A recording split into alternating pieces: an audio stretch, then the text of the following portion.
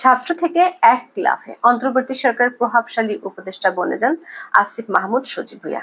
চেয়ারে বসার দিনই পুরো দেশকে ঢেলে সাজানোর ঘোষণা দিয়ে সবাইকে তাক লাগিয়ে দেন। তবে প্রায় এক বছরে দেশ না সাজলেও সপরিবারে সেজে গুজে ফুলে ফেপে উঠেছেন আসিফ। এক বছর আগেও যিনি জীর্ণ পোশাকে ছিলেন মিছিলের সারিতে, তিনি এখন হয়ে উঠেছেন ব্র্যান্ডেড ফ্যাশন আইকন। নিজ এলাকায় আসিফের পরিবারের দাপট এতটাই যে ভয়ে তটস্থ স্থানীয় বিএনপি নেতারাও। স্থানীয় সরকার উপদেষ্টার চাচাতো ভাইয়ের মামলায় কারাগারে গেছেন কুমিল্লার মুরাদনগর বিএনপি ও সহযোগী সংগঠনের 13 নেতাকর্মী। অন্যদিকে 5 আগস্টের পর থেকে মুরাদনগর কাঁপছে আসিফ মাহমুদের বাবা বিল্লাল হোসেনের দাপটে। একই পরিবারের 3 সদস্যকে হত্যা সহ এলাকায় দখল সন্ত্রাসের ঘটনায় নতুন করে সামনে এসেছে বিল্লাল হোসেনের নাম। প্রশ্ন হলো, দেশকে বদলে দেওয়ার কথা বলে আসিফ মাহমুদ এখন নতুন বন্দোবস্ত কায়েম করলেন। পুরো দেশে শান্তি প্রতিষ্ঠা করা দূরের কথা, তার পরিবারের দাপটে কেন কাঁপছে মুরাদনগরের মতো একটি উপজেলা? একের পর এক বিতর্কের ঝড় তুলেও কিভাবে দুর্দণ্ড প্রতাপে চেয়ার ধরে রেখেছেন তিনি? এই দায় কি শুধু আসিফের, নাকি সরকার প্রধান হিসেবে ডক্টর মোহাম্মদ ইউনূসেরও? বিস্তারিত জানতে চলুন যাওয়া যাক বিশ্লেষণে।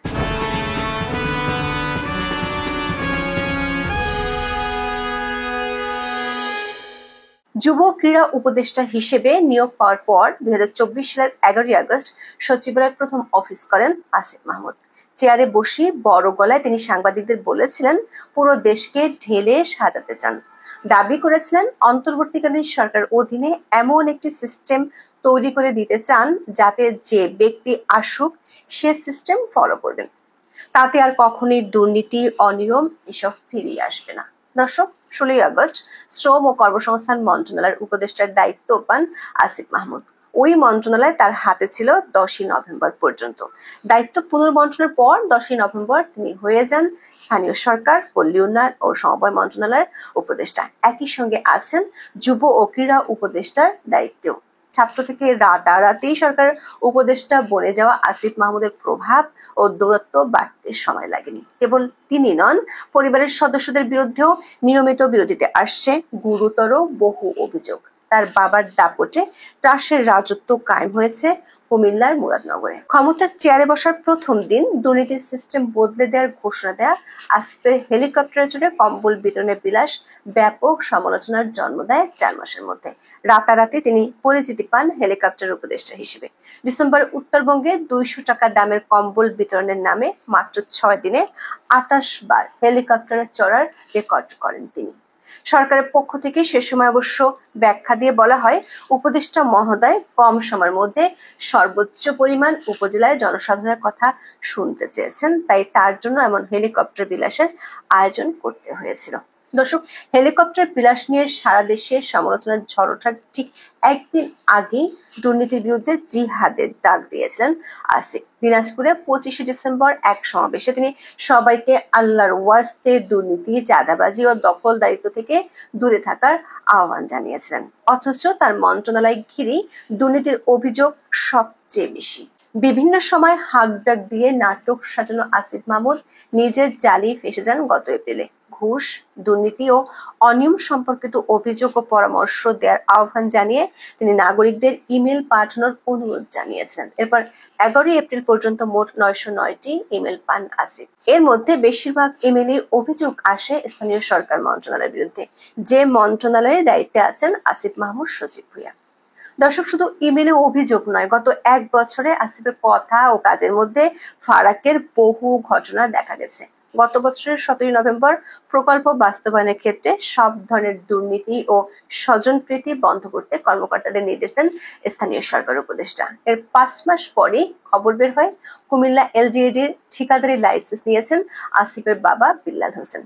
বিষয়টি নিয়ে আলোচনা সমালোচনার মুখে বাতিল করা হয় সেই লাইসেন্স। আর উপদেষ্টা আসিফ বিবিসির কাছে দাবি করেন, তার বাবার সরল বিশ্বাসে ভুল করেছেন। ঘটনার জন্য সামাজিক মাধ্যমে ক্ষমাও চান আসিফ। তবে বাস্তবতা হলো, বিতর্কের মুখে লাইসেন্স বাতিল করা হলেও এলাকায় প্রতাপ কমেনি আসিফের পরিবারের। ব্যাপক দুর্নীতির অভিযোগে তার নিজ এলাকাতেই নিয়মিত চলছে বিক্ষোভ সমাবেশ। গত জুনের শেষে মুরাদনগরে এ ধরনের একটি বিক্ষোভ থেকে অভিযোগ করা হয় উপদেষ্টা পদ পাওয়ার পর থেকে আসিফ মাহমুদের পরিবার ও ঘনিষ্ঠজনেরা শত শত কোটি টাকার দুর্নীতি করেছেন। অন্যদিকে আসিফের পিএস মোয়াজ্জেম হোসেনের বিরুদ্ধেও দুর্নীতির মাধ্যমে প্রায় 400 কোটি টাকা আয়ের অভিযোগ ওঠে। মোয়াজ্জেমকে পরে অব্যাহতি দেওয়া হলেও তার বিরুদ্ধে তদন্ত চলছে দুদকে। তার বিদেশে যাওয়ার নিষেধাজ্ঞা এবং এনআইডি ব্যবহার বন্ধে নিষেধাজ্ঞাও দেওয়া হয়েছে। দর্শক, দুর্নীতির বিরুদ্ধে জিহাদের ঘোষণা দেয়া আসিফ মাহমুদের পরিবার থেকে শুরু করে ঘনিষ্ঠ কর্মকর্তাদের বিরুদ্ধে এভাবেই ধারাবাহিকভাবে উঠছে দুর্নীতির অভিযোগ। এর মধ্যে বাংলাভিশন টেলিভিশনের একটি অনুসন্ধানে এসেছে ভয়ঙ্কর আরো কিছু তথ্য। এতে দেখা গেছে আসিফের বাবা শুধু দুর্নীতি দখলের সঙ্গেই জড়িত নন, হত্যা, নির্যাতনের মতো গুরুতর অনেক অপরাধের সঙ্গেও রয়েছে সংশ্লিষ্টতা। বিল্লাল হোসেনের বিরুদ্ধে ভয়ভীতি ও হুমকি দিয়ে মানুষকে এলাকা ছাড়া করার প্রমাণও তুলে ধরা হয় প্রতিবেদনে। বাংলাভিশনের অনুসন্ধানে উল্লেখ করা হয়, কুমিল্লার মুরাদনগর উপজেলার বাঙ্গারা বাজারের কড়াইবাড়িতে ৩রা জুলাই কুপিয়ে ও পাথর দিয়ে থেতলিয়ে হত্যা করা হয় রুবি আক্তার নামের এক নারী ও তার ছেলে রাসেল এবং মেয়ে জোনাকিকে। এ ঘটনায় গুরুতর আহত হন রুবির আরেক মেয়ে রুমা আক্তার। এই ঘটনার মূল আসামি ইউপি চেয়ারম্যান শিমুল বিল্লাল সহ প্রধান আসামিদের সরাসরি প্রশ্রয় দিচ্ছেন উপদেষ্টা আসিফের বাবা বিল্লাল হোসেন। বাদীপক্ষের দাবি, এ কারণে পুলিশ কোনো আসামিকে গ্রেপ্তার করছে না। দর্শক, প্রতিবেদনে ক্ষমতার পট পরিবর্তনের 1.5 মাসের মধ্যে মুরাদনগরে আসিফের বাবার দৌরত্বের ভয়ঙ্কর একটি ঘটনা তুলে ধরা হয়েছে। 2024 সালের 17 সেপ্টেম্বর স্থানীয় আকুবপুর ইয়াকুব আলী ভুইয়া পাবলিক উচ্চ বিদ্যালয়ের ভারপ্রাপ্ত প্রধান শিক্ষক শিখা রানীকে মবের মাধ্যমে অপসারণের নেতৃত্ব দেন আসিফের বাবা। শিখা রানীকে নির্যাতনের ঘটনা সে সময় ছড়িয়ে পড়েছিল সামাজিক যোগাযোগ মাধ্যমে। এরপর নিজেই প্রধান শিক্ষকের চেয়ার দখল করেন বিল্লাল হোসেন। বাংলাভিশনকে শিখা রানী সেদিনের ভয়াবহ ঘটনার বর্ণনা দিয়েছেন। বলেন, ওই দিন তাকে স্কুলের একটি কক্ষে আটকে রেখে প্রথমে পদত্যাগের জন্য চাপ দেওয়া হয়। রাজি না হলে এক পর্যায়ে তার উপর নেমে আসে অমানবিক নির্যাতন। 6 ঘন্টারও বেশি সময় ধরে ওই কক্ষে অবরুদ্ধ করে রেখে বিবস্ত্র করেও চালানো হয় নির্যাতন। পরে তাকে স্কুল থেকে বের করিয়ে গ্রামের প্রধান সড়কগুলোতে ঘুরানো হয়। এর ভিডিও ধারণ করে ছড়িয়ে দেওয়া হয় সামাজিক যোগাযোগ মাধ্যমে। সেই ভিডিওতে শিখা রানীকে হেনস্থাকারীদের দলে উপদেষ্টা আসিফ মাহমুদের বাবাকে দেখা যায়। দর্শক, ওই স্কুলের টাকা আত্মসাতের অভিযোগে আসিফের বাবা বিল্লাল হোসেনকে 2014 সালে বরখাস্ত করা হয়। এরপর ভারপ্রাপ্ত প্রধান শিক্ষক করা হয় শিখা রানীকে। এই ঘটনার প্রতিশোধ নেওয়া হয় আসিফ মাহমুদ উপদেষ্টা হওয়ার পরে। নির্যাতনের ঘটনায় আসিফের বাবা বিল্লাল হোসেনের বিরুদ্ধে থানায় মামলা করতে চেয়েও পারেনি শিখা রানী। পরে আদালতে মামলা করা হলে সেটিও খারিজ করে দেওয়া হয়। শুধু শিখা রানী নন, আসিফের বাবার দুর্নীতির বিরুদ্ধে ব্যবস্থা নেওয়ার সময় স্কুলের সভাপতি ছিলেন স্থানীয় ব্যবসায়ী মোহাম্মদ আলী। 5 আগস্টের পর তাকে গ্রেপ্তার ও রিমান্ডে নিয়ে ব্যাপক নির্যাতন করা হয়।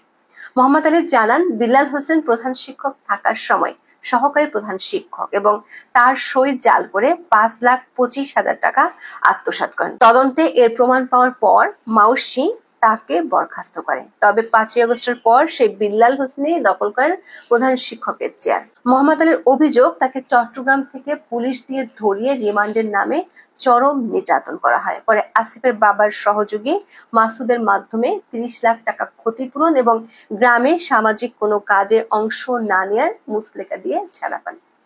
বাংলাভিশনের প্রতিবেদনে উপদেষ্টা আসিফ মাহমুদের বাবার বিরুদ্ধে আরো অনেক অভিযোগ এসেছে।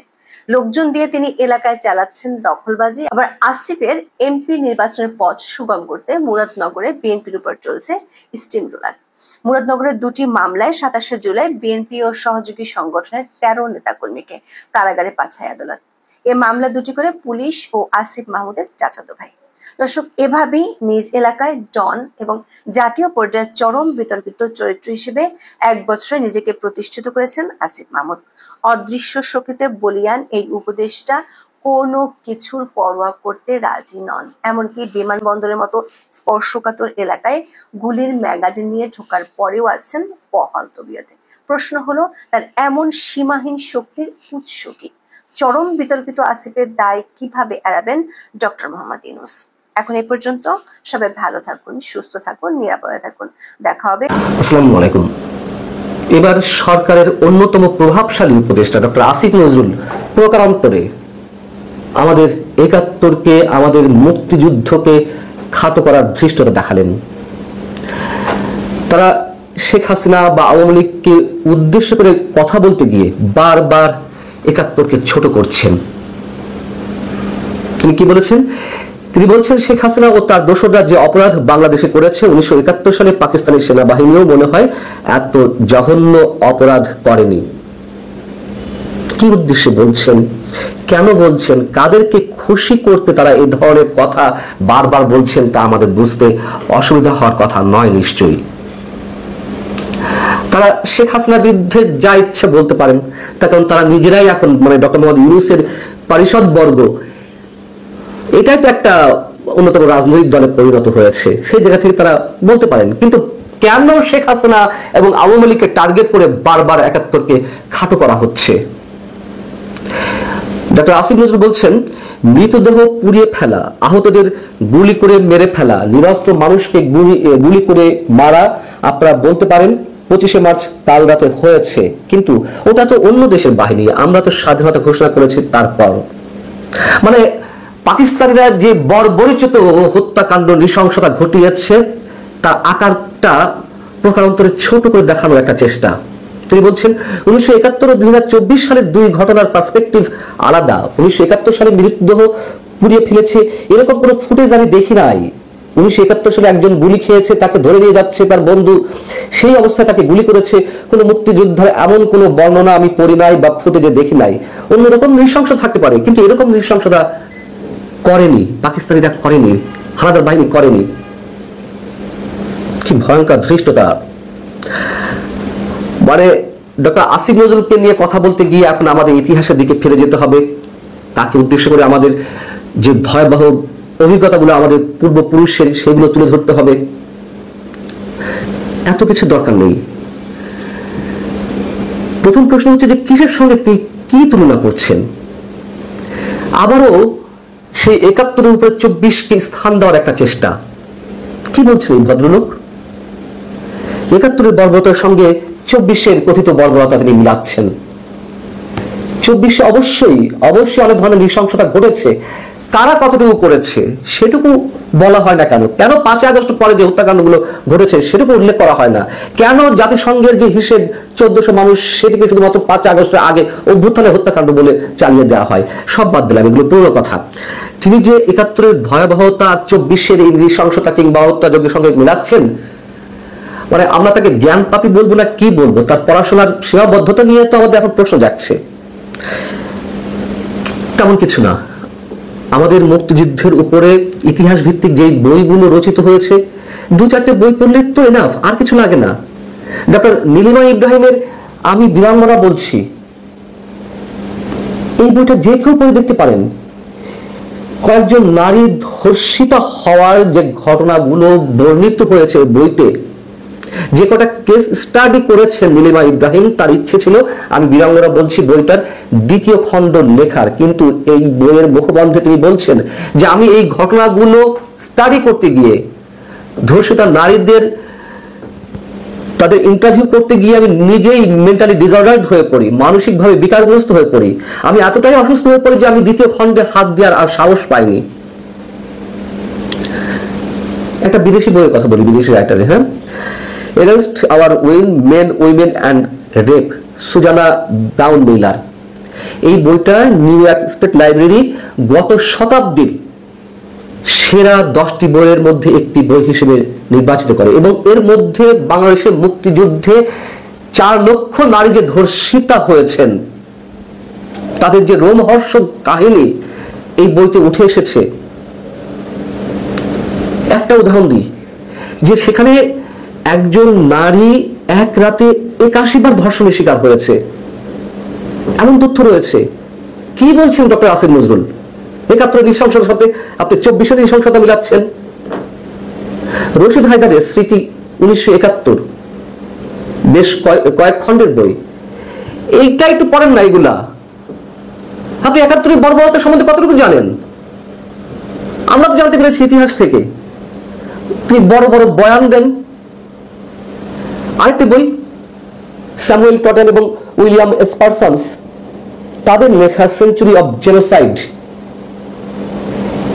এই বইতে বাংলাদেশের গণহত্যা হত্যার যে চিত্র উঠে এসেছে সেখানে কিভাবে 24কে স্থান দেওয়া হবে? আরে কিসের সাথে কি তুলনা দিন? এরা 2000 মানুষ হত্যাকাণ্ডের শিকার হয়েছে, তারপরও কারা মেরেছে, কতটুকু মেরেছে সেগুলো হিসাব নিকাশ না করে এইটাকে তিনি বর্বরতার সঙ্গে তুলনা দিচ্ছেন 71-এর।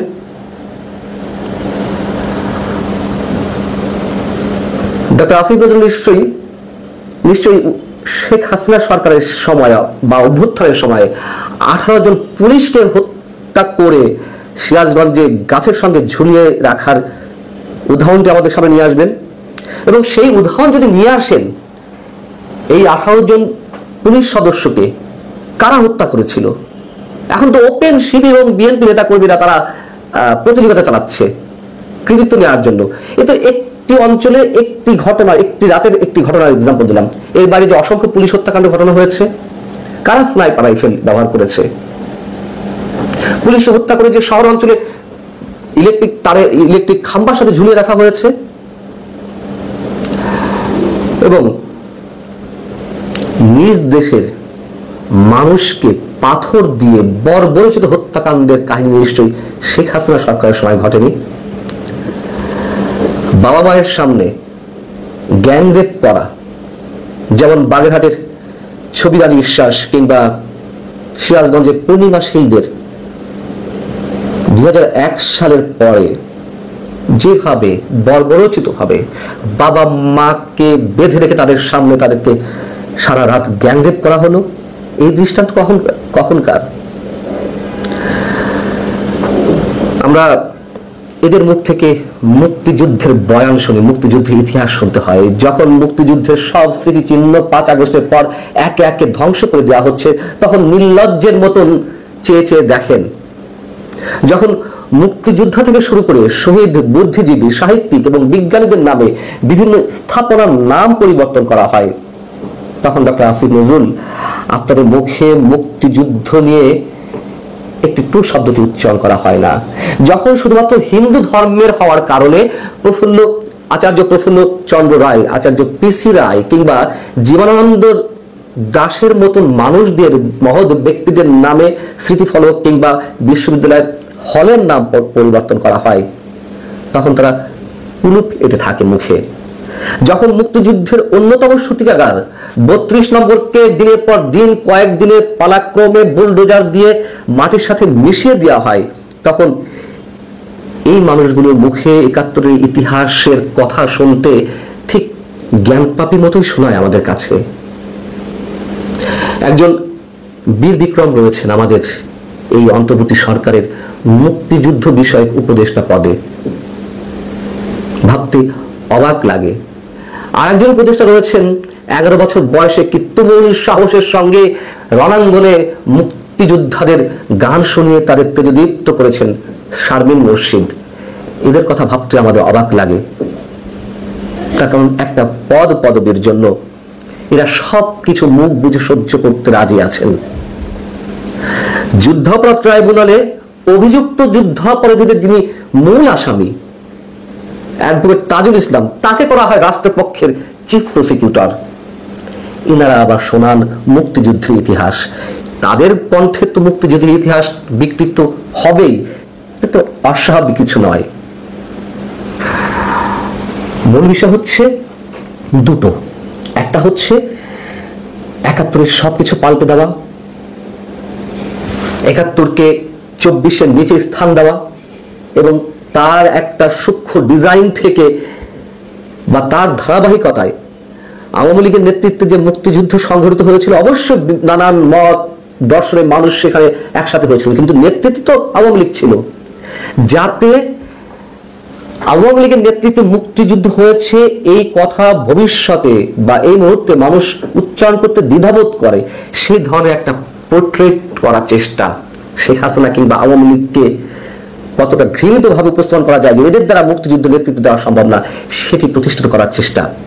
আওয়ামী লীগ নিশ্চয় ধোয়া তুলসীপাতা নয়, আওয়ামী লীগে অনেক অপকর্ম রয়েছে, অনেক অনেক, কিন্তু শেখ হাসিনা বা আওয়ামী লীগকে টার্গেট করতে গিয়ে আপনি মুক্তিযুদ্ধকে খাটো করবেন, এটা টিকবে না, টিকার কথা নয়। শেখ হাসিনাকে যেভাবে বিকৃত মস্তিষ্কের খুনি, আওয়ামী লীগকে যেমন ভাবে গণহত্যাকারী, বঙ্গবন্ধুকে যেভাবে ফ্যাসিবাদের জনক হিসেবে প্রতিষ্ঠার অপচেষ্টা চলছে, তার মূল উদ্দেশ্য যে সব কিছু ধুয়ে মুছে ফেলা ৭১-এর ইতিহাস থেকে। ২০২৪-এর জুলাই আগস্টে সংঘটিত হত্যাকাণ্ডের সুষ্ঠু বিচারের নিশ্চয়তার কথা বা প্রতিশ্রুতির কথা আসিফ নজরুল বলছেন। যখন তখন যার তার নামে হত্যা মামলা দেওয়া, গড়ে পাইকারি হারে হত্যা মামলা দেওয়া, হত্যাকাণ্ডে মৃত ব্যক্তিকে যেভাবে চিহ্নিত করা হচ্ছে সেই মৃত ব্যক্তির জীবিত ফিরে আসা, বিচারের জন্য সময়সীমা বেঁধে দেওয়া, এগুলো সুষ্ঠু বিচারের নমুনা। এদেরকে নিয়ে আসলে কথা বলার মতো কিছু নেই।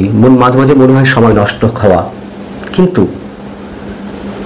তারপরেও বলতে হয় ওই যে ৭১-কে নিয়ে যে ধরনের নতুন নতুন বয়ান তৈরি হচ্ছে, এবং এর সঙ্গে নিশ্চয় আরো একটা উদ্দেশ্য রয়েছে, পাকিস্তানকে খুশি করা। বঙ্গবন্ধুর ৩২ নম্বর ভেঙে গুড়িয়ে দেওয়ার পরে কারা উল্লাস প্রকাশ করেছিল, কারা বলেছিল যে এটি পাকিস্তানকে হারানোর একটা প্রতিশোধ, ঠিক এই ধরনের বর্ণনা তো দেওয়া হয়েছে পাকিস্তানের সরকারের পক্ষ থেকে। যাই ঘটুক না কেন, এগুলো বেশি দিন স্থায়িত্ব পাওয়ার কথা নয়, এবং নিশ্চয়ই একটা সাময়িক উত্তেজনা বশত এই কথাগুলো আমাদের আরো অনেক শোনা লাগবে।